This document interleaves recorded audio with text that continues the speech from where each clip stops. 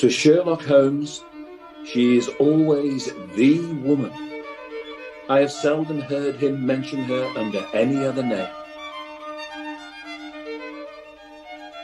You may address me as the Count von Kram, although I confess at once that the title by which I just called myself is not exactly my own. I was aware of it. Your Majesty had not spoken before I knew I was addressing Wilhelm Gottsreich Sigismund von Ormstein, Grand Duke of Kassel-Felstein and hereditary King of Bohemia. Miss Adler is the daintiest thing under a bonnet on this planet.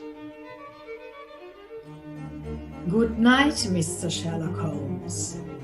There were several people on the pavement at the time, but the greeting appeared to come from a slim youth in an ulster who had hurried by.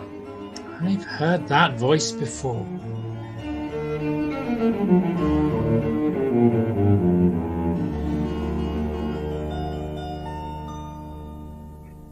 In 1937, widowed for the second time, I moved down to Sussex to once more share quarters with my friend Sherlock Holmes.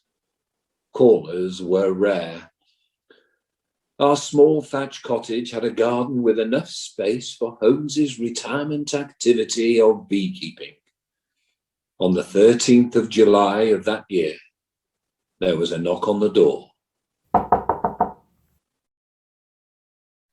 I would like to speak to Mr. Sherlock Holmes, please. My full name is Freiherr Gottfried von Klamm. The particle von shows that I am of noble origin, but I always call myself Gottfried Klamm. I'm an international tennis player. Gottfried von Kram. I confess I am not a follower of sport.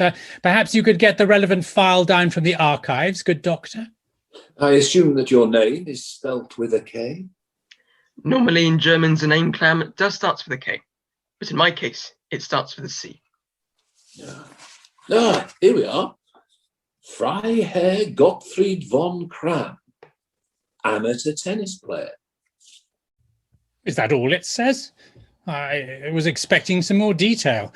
Your name seems very familiar to me. I can add further detail if you wish. Pray do so. I'm the top tennis player in Germany. I've won the French Open twice and been the runner-up at Wimbledon 3 times, including at the final 2 weeks ago. Because of my background, I've earned the nickname the Baron of Wimbledon. Perhaps it is under that name that you know me. It is about my tennis that I wish to consult with you. As a consulting detective, sport is not my area of specialism, but pray consult. Perhaps it would ease your agitation if you would join us for a cup of tea. 2 cups for you, I think. Next week, I'm playing for my country in the Davis Cup against the United States at Wimbledon. Davis Cup tennis is a team event played over 5 matches, but the tie is likely to be decided by whoever wins the match between the American, Don Budge, and me. Budge beat me easily in the final 2 weeks ago. I want your help in turning the tables on him. My dear Herr Kram, I am into my 80s, and I have never played a game of tennis in my life.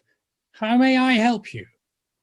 You're one of the finest minds of the age. Of course you can help me.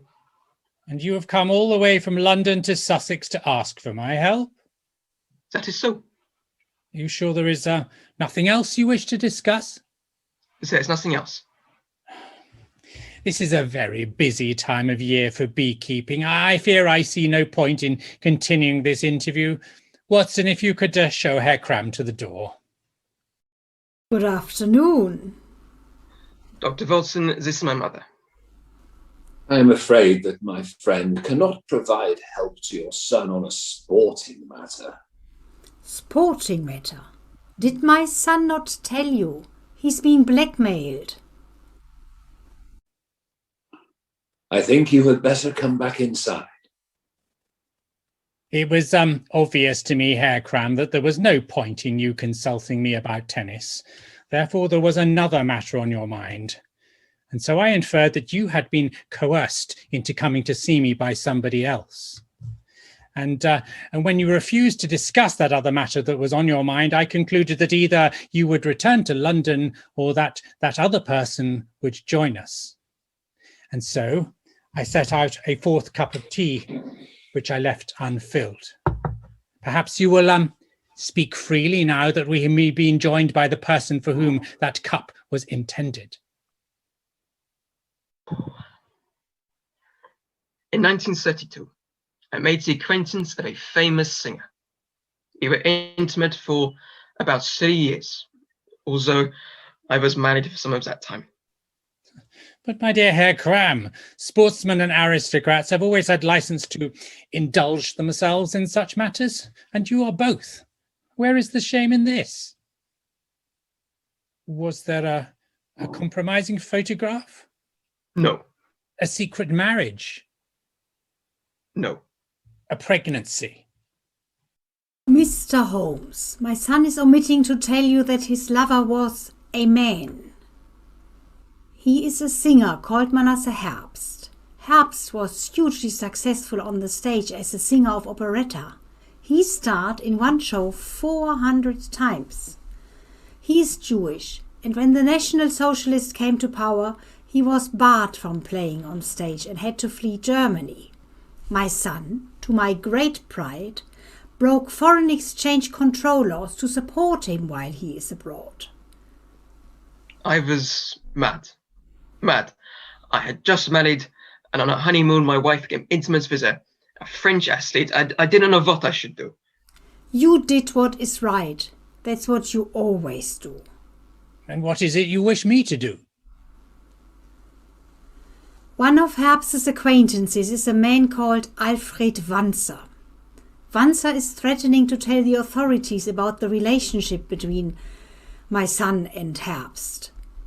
In Germany, sexual acts between people of the same sex are punishable by imprisonment, and I do not know what punishment my son might receive when the authorities find out what he has done.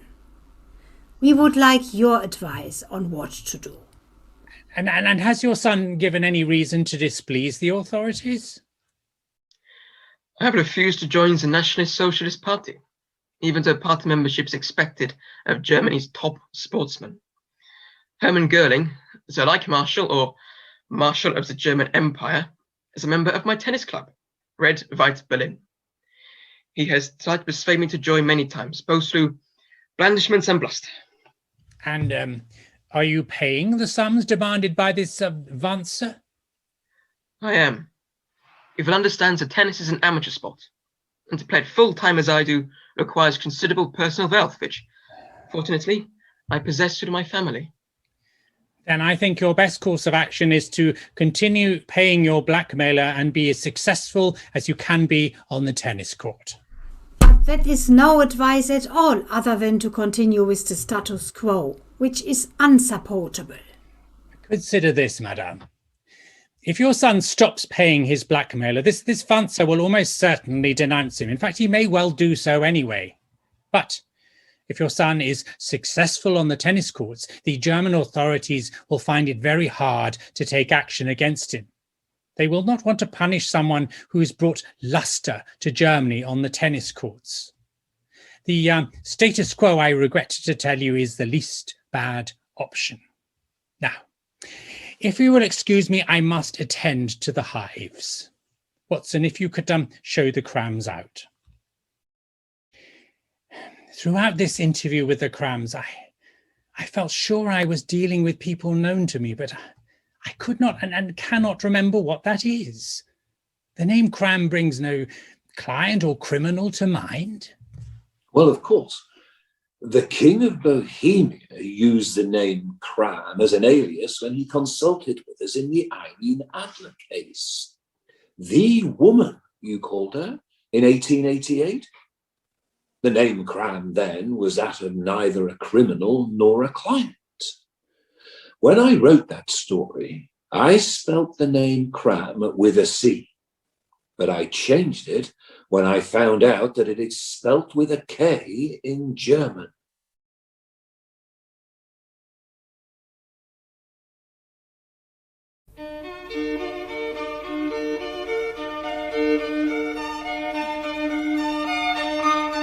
Within a year, Wonse had talked to the German authorities and Kram was arrested. Frau Kram asked my friend to intercede with the German Reich Marshal Hermann Göring on her son's behalf, and Holmes and I travelled to Berlin to meet him.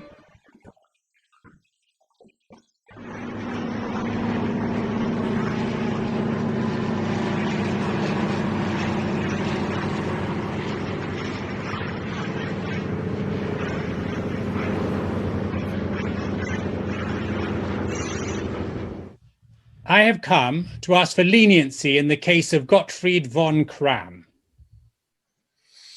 I know your name, Herr Holmes, from the writings of your friend Dr. Watson here. And I know Kram personally. I've tried to persuade him to join our party. I've offered him inducements. I've made threats. He's refused. He's a very difficult man. I am not here to discuss Kram's membership of your party, Herr Reichsmarschall. I'm here to ask for leniency in his impending trial. Herr Kram is a model sportsman and a credit to his nation. Credit to his nation? The nation is nothing. It is the race that counts. The acts to which Kram has confessed are perverted and repugnant. They will prevent the propagation of our race, and the British think the same about them. Whatever he has done, Herr Kram has been more than amply punished by his arrest and public humiliation. There is no need to go through a trial and a possible custodial sentence. It had the very desirable effect of showing people that there is nobody who is above the law, not even an aristocrat. We National Socialists, we want to be seen as harsh but fair. But these acts took place several years ago in private between consenting adults. Surely bringing them up now serves no purpose. It serves the purpose of demonstrating that no one is beyond the powers of our people's court, our Volksgericht. No one is beyond the power of our Volksgericht. Herr Holmes, what do you see here? Here, take it. Looks like a scepter. Baton, Herr Holmes. It is a symbol of my power. You know, Herr Holmes, I'm not even sure we need to go through the nonsense of a trial. A few years ago, we had some stormtroopers go up to some of the things that von Kram has confessed to. Do you know what we did? We had them arrested and executed without trial. Do you know what we did then? We passed legislation to make what my party had done legal. My party's full name is the National Socialist Party. The Socialist Party means we represent the interests of the German workers. I don't imagine the German workers would be terribly interested in the fate of an aristocrat and his male lover. Look out of the window, Herr Holmes. What do you see? Real houses, real people, things that really matter. What do you think I care about an aristocrat hitting a fluff-covered ball across a net? Is there nothing I can say that will change your mind? If you don't mind my saying so, Herr Holmes, it's really rather amusing to see you sit here trying to play such a poor hand of cards. Here I am, a lover of fine art, a lover of fine food, a lover of the chase.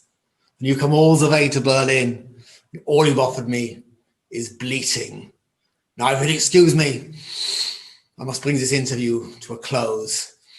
It is von Kram's trial next week, and it is my duty to choose his judge.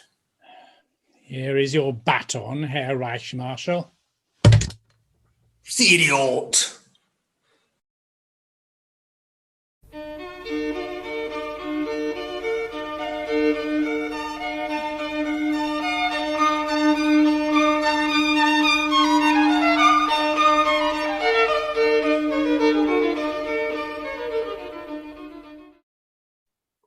To our surprise, Kram received a sentence of just 1 year at his trial a week later.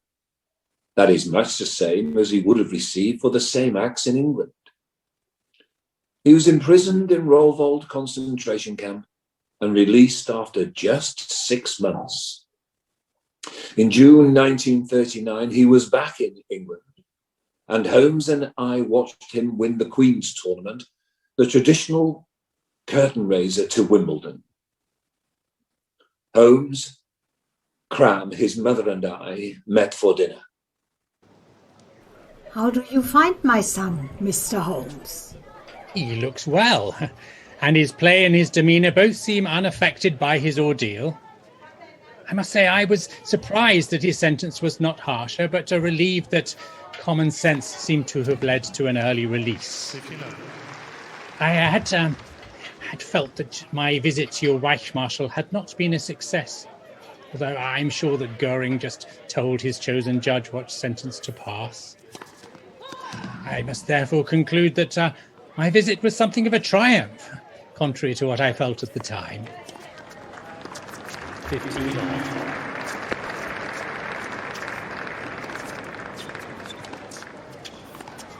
If you felt that your involvement was not a success, maybe it was because evaluating it from feelings rather than from fact-based evidence does not lend itself to a mind like yours.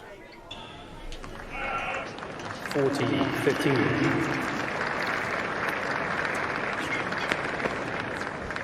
Soon after you had left Berlin, Herr Holmes, Mother went to see the Reichsmarshal. I think it was the communicative and persuasive powers of the two of you that had the required effect.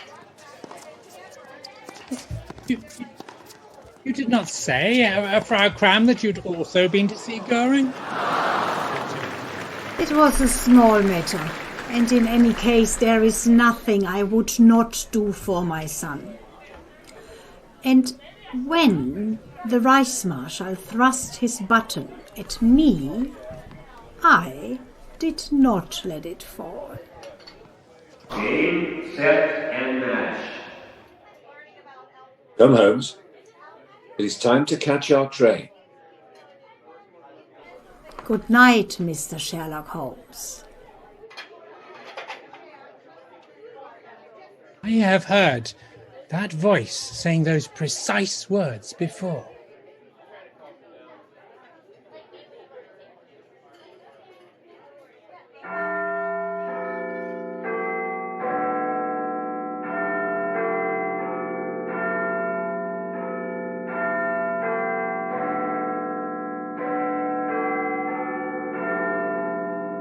This is the news from the BBC in London on Friday the 1st September 1939. Germany has this morning invaded Poland. The British government is in urgent discussions with the French government on developments. On the home front, a blackout has been imposed to avoid giving hostile aircraft any navigational help. Since our meeting with the Crams in June, Holmes had been absent in body or in spirit or in both. Once I saw him walk into the railway station just as the London train was departing, and once I saw him go into the public library. But he disclosed nothing to me of what was on his mind, although I have never seen my friend so distracted. I suppose, Watson, that I owe you an explanation for my behaviour over the past few weeks. Well, if I may say so, Holmes, you were often absent in both body or in spirit in our years together at Baker Street. Your behaviour now reminds me of that. You will recall the case of Irene Adler? I do. The woman, you called her. She saw through your disguise as a clergyman when she wished you good night on the steps of Baker Street. You were not sharing quarters with me at the time of the case in 1888, so you were not there to witness what happened next. You will recall that Irene Adler married her fiancé, Godfrey Norton, and fled Britain. That was at the end of the story as I wrote it. She wrote to me from her honeymoon when her husband returned to England for medical tests into the complaint that subsequently killed him. I travelled out to the south of France where Miss Norton was staying. I must disclose to you, Watson, that Herr Cram and his wife are not the only couple to have had irregular assignations while on their honeymoon. So you had a dalliance with the adventurous Irene Adler on her honeymoon. But what has that to do with the Crams? The name Cram, spelt with a C, is extremely unusual in Germany. In fact, I can find nobody else with their name spelt that way. I had a copy of a Frau von Kram's birth certificate sent to me from Germany in what will probably be the last post from that country for a very, very long time. In it, there is no name of any parent mentioned, but the date of birth is precisely 9 months after my visit to Miss Adler. It was at that time that I sent Miss Adler a copy of the draft of the story that you called A Scandal in Bohemia. Only in the version of the draft I sent her, the name Cram was spelt with a C. And was Irene Adler, the adventurous and apparently your paramour, permanently wealthy? Being an amateur tennis player and travelling the world requires significant personal wealth, as Gottfried von Kram himself stated. She was an adventuress who mingled with royalty. The sudden death of her husband, a wealthy barrister, merely added to her fortune. There can't be many single women in Germany who can afford to let their son play tennis full time. So Frau Kram is your daughter and her son your grandson? I am unable to draw any other inference. And what will you do now? I'm not sure there is much I can do. Even if I wanted to go to Germany and reveal myself to Frau von Kram as her father and to Gottfried von Kram as his grandfather, I'm going to be unable to do so for the foreseeable future. I must therefore comfort myself with the memory of the beauty of my daughter, Frau von Kram, and the honourable behaviour of my grandson, Gottfried von Kram, and the hope that I may survive the gathering storm to see them again when it abates.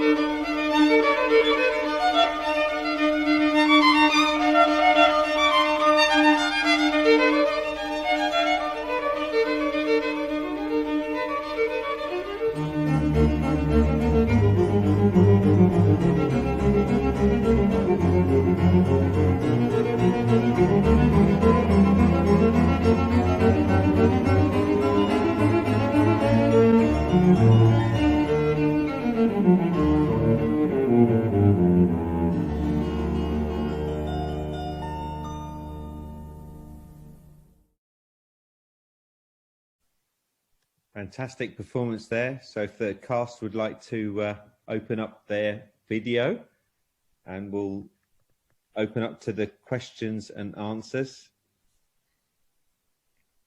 from the audience. We have a lot of well dones and bravos coming in on the chat window, by the way, guys. That was absolutely fantastic. Thank you very much. Thank you. Thank you. Really enjoyed doing it.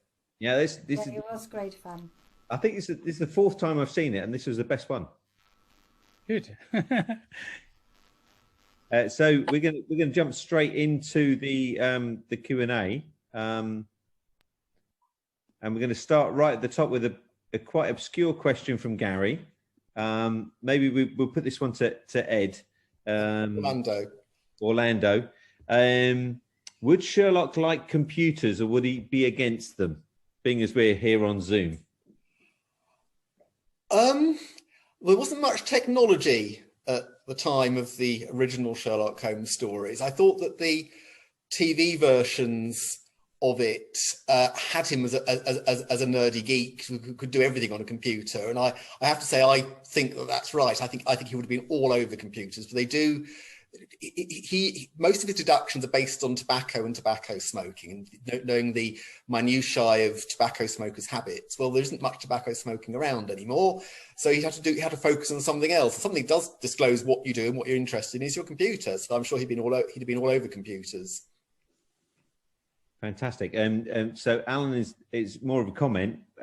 They have a Zoom meeting for the Greek interpreters of Athens, which is in Alabama. This is their February activity. Oh, right. Okay. So a big thanks from Alan from Alabama. Thank you very much. Chris asked the question: how much time and research went into the story? So I first heard of the story of Baron of Gottfried von Cramm when Boris Becker got to the Wimbledon final in 1985. It was said he was the first. It said he was the first German to get to the final since Gottfried von Cramm. And I'm interested in sports, so I looked him up, and I found there was a story about him. And I've got to say, I thought it was an interesting story, but I wasn't writing Sherlock Holmes at that time. I started writing Sherlock Holmes in late 2014, so about 6 years ago. And I've just write about things that interest me. So I started off writing a solution to a postmodern novel. Some of you will have seen my version of Macbeth, which is a different take on Macbeth. And I just put Sherlock Holmes into stories that interest me. And one day there'll be a plaque here. As I was walking to the station in the morning, and it suddenly struck me I could put Gottfried von Cramm into a Sherlock Holmes story. It was only after I started the story that I realised it's in A Scandal in Bohemia. The fictitious name given to himself by the King of Bohemia was Cramm. I thought, well, that's quite interesting. And I then developed the theme of Cramm's relationship with Sherlock Holmes, and there is this link that the king calls himself Count von Cramm in the story. We have Freiherr Gottfried von Cramm, who was the Wimbledon winner. There is another link as well, which I only thought of quite recently, that Irene Adler's husband was called Godfrey Norton, and Godfrey and Gottfried are the same name. So it is conceivable that actually Irene Adler, I wasn't sure who the father of her daughter was, whether it was Sherlock Holmes or Godfrey Norton, which is why there's the confusion on the names. So I'm not actually sure that Holmes' inference that he is the grandfather of Gottfried von Cramm is 100% watertight, but I like to think that it is. I like to think that Sherlock Holmes is the grandfather of Gottfried von Cramm. A question for Sherlock. Where were you when Boris Becker won Wimbledon? Me as in the real person, as Sherlock Holmes. I'm old enough to remember it. Yeah, I think I was probably at home, and he was a very young man. He was 17 when he won it, which is amazing. And yeah. I was in Germany at the time. Tennis isn't a big sport in Germany. It certainly wasn't then, and people were really talking about it. It was an amazing achievement to win it at 17. It was. And question from James is Orlando a tennis fan in real life? Yes, I do play tennis. I noticed my main tennis partner is on watching. We're in lockdown at the moment. So normally we play at 7:30 on Sunday mornings, and normally we'd be playing tennis tomorrow morning. But I do play tennis, not very well. I do enjoy it. I think it's a good game. And in the short story version of this, Holmes does actually help Cramm on tennis matters too. So this is a contract. My plays tend to be contracted versions of my short stories. There's quite a lot more biographical information about Cramm, who was a really interesting person. He was one of the very few people who stood up to the Nazis. One of the alarming things about the whole history of that time is how few people did actually have the guts to stand up to it. And he did. He really did stand up to it. He refused to join the party, and that was expected of him. He was offered all sorts of inducements to do it. He didn't. That's one of the reasons why they prosecuted him. And I do think that he's an interesting figure. And in my story, Holmes does give him some tips on how to improve his serve. So if there are any tennis players out there and want to read Sherlock Holmes's tips on tennis, then please do read the short story version of The Baron of Wimbledon. I can assure you it's a brilliant read. Question for Gottfried. What's it been like to rehearse and perform on Zoom?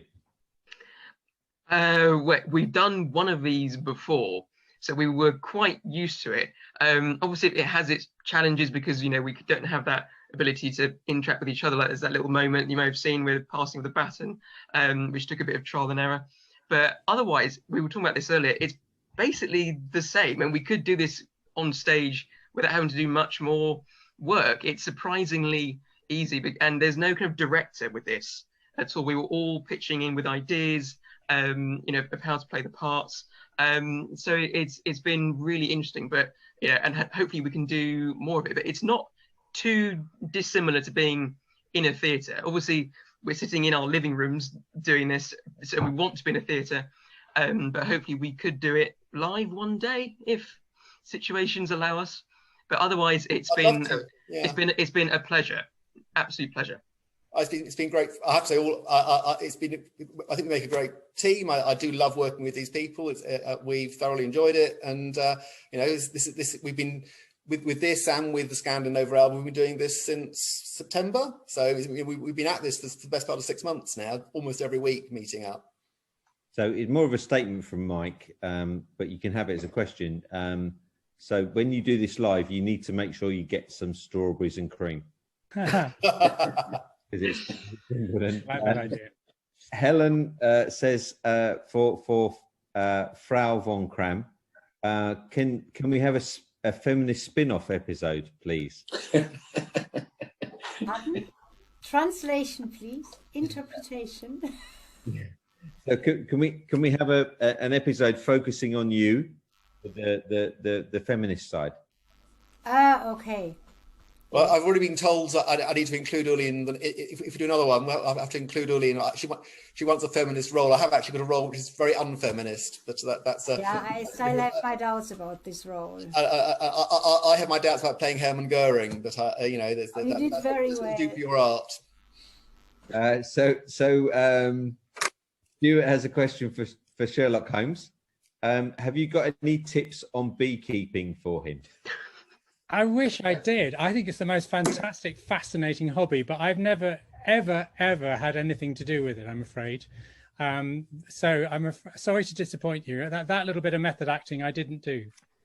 It's a question from Alicia, and if we can go around the table for everybody here, who had the hardest time with the German accent? Well, I know who didn't. Excellent. I thought Matt did a very, very good accent. My degree's in German, so it's a little bit easier for me. But I thought Matt's German accent was. Yeah. I don't know how easy you found it, Matt, to do a German accent. Well, it's loosely based on the football manager Jurgen Klopp. Who was the main person I watched because his English is so fantastic. And I listened to him, and I listened to Uli as well throughout these rehearsals. I was very conscious that I didn't want to just go a low, and do it in a Jones type German accent, because it's much subtler than that. So I've tried. People of Germany watching this, people of Berlin, I hope it was okay. So we have loads of questions flying in now, and some of them are quite obscure. Just a comment here from Jennifer. I'm looking forward to challenging Orlando in a tennis match. You will be Fred Perry, and I will be Gottfried von Kram. One of the stories about Kram really was a very, very decent man. So he played a Wimbledon final against Perry, and the day before the final, Kram had a motor accident. He couldn't run to his left. And Perry heard about this and aimed every single shot to his left, to Kram's left, and won 6-love, 6-love. And afterwards, Kram was asked what he thought about this. He said, "Well, Perry played so well, he'd beaten me 6-love, 6-love anyway." So he was a real sportsman. He really was. At another game, he was on match point in a Wimbledon semi-final, and he called a foul against himself, which no one else had seen, and then subsequently lost the game.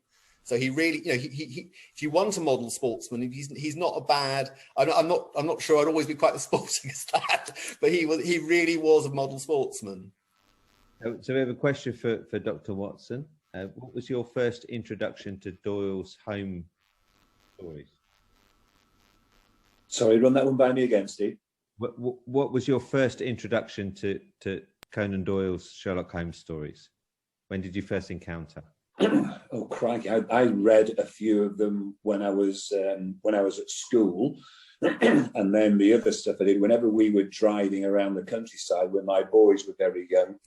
We got audio tapes and we played them in the car to them, and my two boys absolutely loved them. So yeah, always been a fan. Another question for Orlando.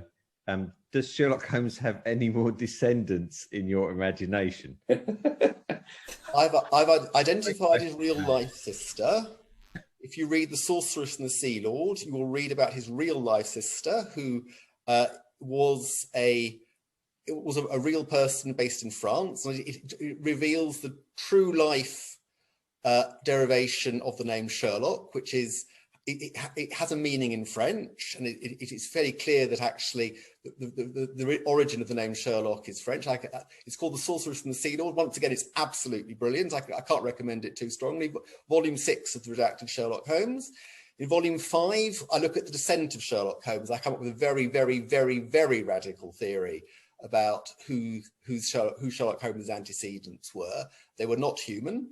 And it is called Three Holmesian Meditations, and some of you would have seen the first of the meditations, which is called Mr. Devine's Original Problem. The third meditation has a very, very, very radical theory about the origins of Sherlock Holmes. So just get reading. So a question for Sherlock here. Would Sherlock Holmes have joined the service, or would he have joined MI6 during the war? Well, I think you should ask the writer that one. He's the expert amongst this panel. Orlando, what would you say? That was to plug all my works. I fed you that line.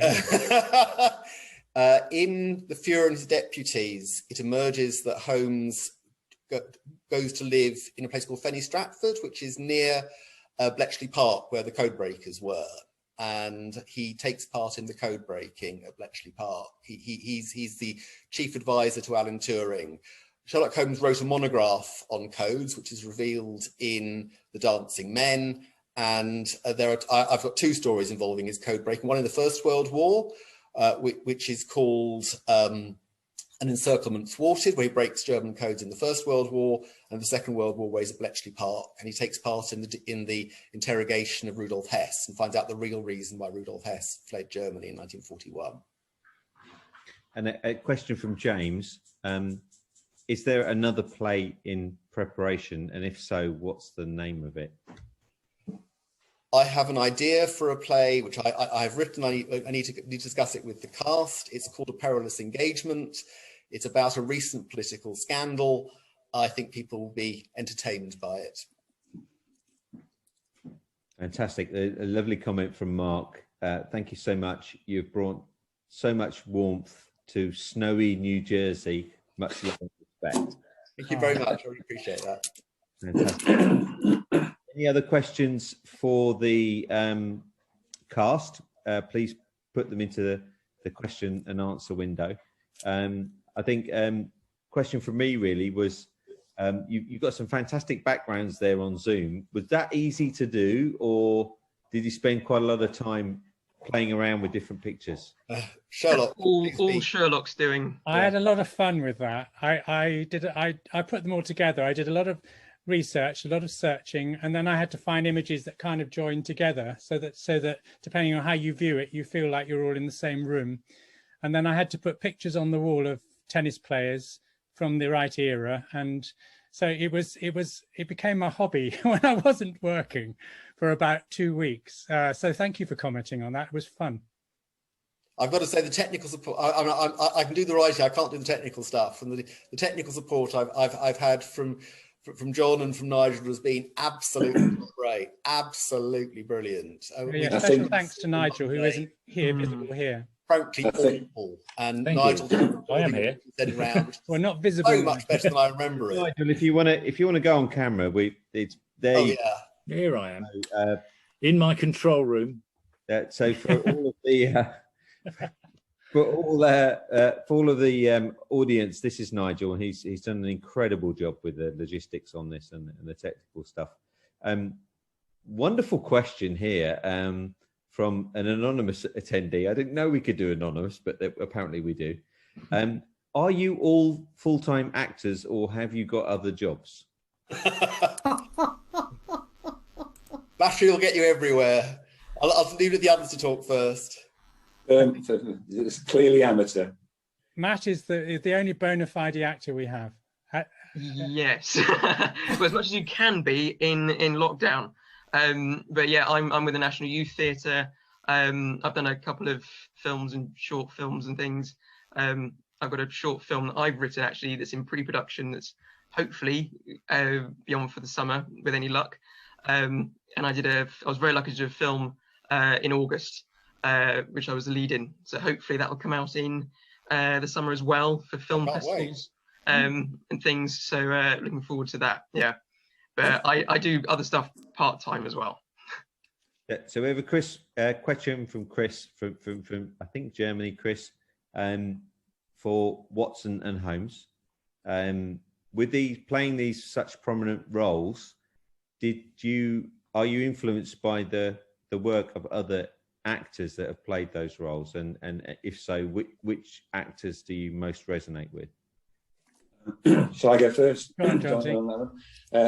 Yeah, a definite yes. I think it's sort of like the one person I would never want to play Watson as is the one that Nigel Bruce played with Basil Rathbone, which was a long time ago. My favourite has always been Edward Hardwicke, I think, who played him with what's the gentleman's name who played Holmes in that series? Jeremy Brett.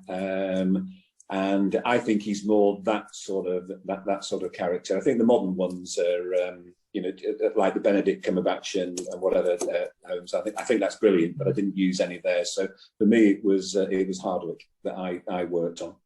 Yeah, and I think probably I was thinking back to the earliest for me, which would have been Rathbone, and the more traditional kind of portrayals. I've got the nose. I've got a good nose for it, actually. I discovered, especially with the makeup. I love the glass. Love what you did with the glasses. The glasses were brilliant. Yeah, they help a lot. And but then having said that, then I try and put that sort of thing out of my mind, and I think I prefer to try and make a character my own, just through rehearsals and just try and make them feel real. Interesting. You mentioned Jeremy Brett. We've just secured an event on the 27th of March, which is an evening with Jeremy Brett. We're going to do a couple of performances and a panel talking about Jeremy Brett as his portrayal, because for many people, he was the quintessential Sherlock Holmes. I think he was brilliant. So really good question for Ronald. I think we start with Matt maybe on this one. With the success of Zoom, do you think this will continue after the theatres reopen? I think there's a hunger for real theatre, but I see no reason why this can't continue. I think with things like this, there's a TV programme Staged, some of you may have seen, which is a similar kind of thing with David Tennant and Michael Sheen. Clearly it does work, and it's a very efficient, cheap way of doing it. So maybe it can continue. I think we've proven that it's possible, and you can make a really good production for next to nothing, and make it accessible, because people from all around the world can see it, rather than just people in London or just people in New York or wherever. So hopefully this can continue, but we all want theatres back as well. So hopefully this can continue in some form. I'd like that. Yeah, I think tonight we had fans from 8 countries from around the world participating, and as we've seen from these theatre performances, the cast Q&A is a unique dimension for the Zoom theatre, because typically in a particular theatre production, you don't have this opportunity to talk to the cast afterwards in the same way as we're doing tonight. Jennifer has a comment to Frau von Kram. So sorry for only having given birth to 7 boys. I now understand why you have two girls in real life. I think that Gottfried von Cram was one of 9 sons. There may be people who don't realise that actually that there is a certain amount of poetic license in the genealogy I've given to Gottfried von Cram. He was one of 9 sons. He was of an aristocratic family. His family had a long Anglophile tradition. Both his father and one of his brothers studied at Oxford. So he was from a very aristocratic German family, which is why he could afford to play tennis full time, because it was an amateur sport at that time. A comment from James. The technical effects were amazing. Really enjoyed the production. I had forgotten to donate to GoFundMe. Maybe mention that so that attendees who want to donate to GoFundMe, obviously the theatre performance tonight is free and everybody's got involved around the world, but we support a number of charitable causes through the GoFundMe page. So if you feel like donating, then please do. Gary has a comment. This is like having play on the weekend. Fantastic. Thank you for that. So any other questions on the chat window or the Q&A for the cast? We're going to give it 30 seconds there for that. I think a question from me for Orlando. Obviously, this particular adaptation tackles a challenging subject. Is this something that you are particularly interested to tackle in light of the fact that the canon doesn't really address these sorts of subjects? Yes, I think that's an interesting question. Life has changed. This is LBGT month, History Month, so it's a good time to be producing this particular play.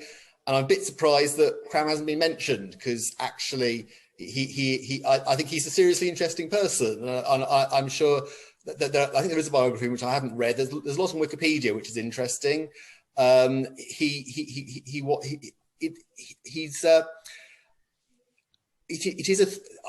Homosexuality is a theme I've used in several of my works, partly because it was a theme that Conan Doyle couldn't use. So if you saw the Macbeth version, there was an element of it there. I've just written a story about the poet A. Houseman. You probably remember Loveliest of Trees, the cherry now is hung with white upon the bough. It's one of the poems you tend to read at school. And it's about his background. Conan Doyle was friendly with Oscar Wilde, so he wasn't naive. He knew things that were going on. So when he produced 2 novels, he produced A Study in Scarlet and The Sign of Four, and they hadn't done very much. And he had lunch with the proprietor of the Strand magazine, and at that dinner it was agreed to do the Sherlock Holmes short stories. It was also agreed the other person at that dinner was Oscar Wilde, and that was where the portrait of Dorian Gray was also agreed on. That also ran the Strand magazine, and so Conan Doyle knew people who did know a number of prominent homosexuals. He also knew Roger Casement, and so it was a theme that he knew about. It was just a theme he never covered in his works, and he couldn't for the mores of his time. I can cover themes that he couldn't, and I don't just cover that one. I've done. There's lots of sex in my stories, but all covered in a way that's in the style, but covering subjects he couldn't cover. A couple of nice comments from the audience. Victoria, a sentiment that we've heard before. Zoom Theatre has given me more access to theatre performances than I've ever had in my entire life. And that resonates. One of the previous performances for Orlando, I think we had the comment from the audience that the audience member had never been to a theatre, but having watched this online, it made them want to go to a theatre as soon as COVID is over. So I think that's a fantastic thing. Gary says to Nigel, you need Hello. Hi, hi, Nigel. You need to make a Zoom giving of flowers to the performers at the end of the performance. That would be a nice touch. Yes, I was just wondering about that. Wondering Confetti. I think we should give Nigel the flowers, to be honest. He deserves a big... Yeah, I think Nigel can have them. As long as it doesn't go Tom Jones' way. I can do without that. For those of you young, old enough in the audience to know that reference. Okay, I think we are done with all the questions. We're just going to give 30 seconds more for any questions. But it remains for me to thank all of the actors. It's an incredible performance and the biggest audience we've ever had on Zoom Online for MX. So thank you so much to the entire cast, and really hope that everybody enjoyed it, and look forward to the next play. So Orlando, no pressure. But we're looking forward. I'll send what I've got out to people. I've got two possibilities. One a political scandal, one a very, very naughty story. So we'll see what people want to do. Fantastic. Thank you, everybody, and have wonderful weekend. Take care now. Thanks. Cheers, Thanks, everybody. Steve. Thank you very much. Thanks, Steve, very much for brilliant comparing. Yeah, thank you, Steve. Yeah, thank you, Steve. Thanks to everyone else who came. We'll really appreciate it. Yeah, we love doing this. Thank you very much. Take care. Speak soon, you guys. Bye, everybody. Speak soon.